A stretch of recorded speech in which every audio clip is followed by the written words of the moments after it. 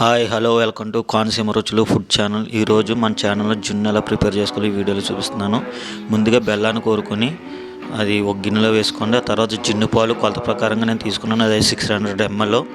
600 mlకి 1200 ml normal పాలు కలుపుకున్నాను. అంటే 600 ml జున్ను పాలు, 1200 ml నార్మల్ పాలు కలుపుకొని బెల్లం అంతా కరిగిన తర్వాత ఇలాగ వడకపెట్టుకున్నాను. వడపెట్టుకున్న తర్వాత ఇందులో మిరియాలు, యాలకుల పొడి, కొద్దిగా పంచదార వేసి పట్టుకొని కలుపుకున్నాను, మిక్స్ చేసుకుని ఇప్పుడు మనకి ఏ బౌల్లోకి అయితే కావాలో ఆయా బౌల్లోకి సర్దేసుకున్న తర్వాత ఇలాగ ఒక పాత్ర తీసుకొని లోతైన పాత్రలో కొంచెం వాటర్ వేసుకుని మీరు సర్ది పెట్టుకున్న గిన్నెలు ఉన్నాయి కదా ఆ పాత్రలో మామూలుగా ఇలా ఉంచుకొని చూసుకోండి. ఎక్కువ నీరు వేయద్దు, మళ్ళీ నీరు ఎక్కువ అయితే పొంగిపోతుంది.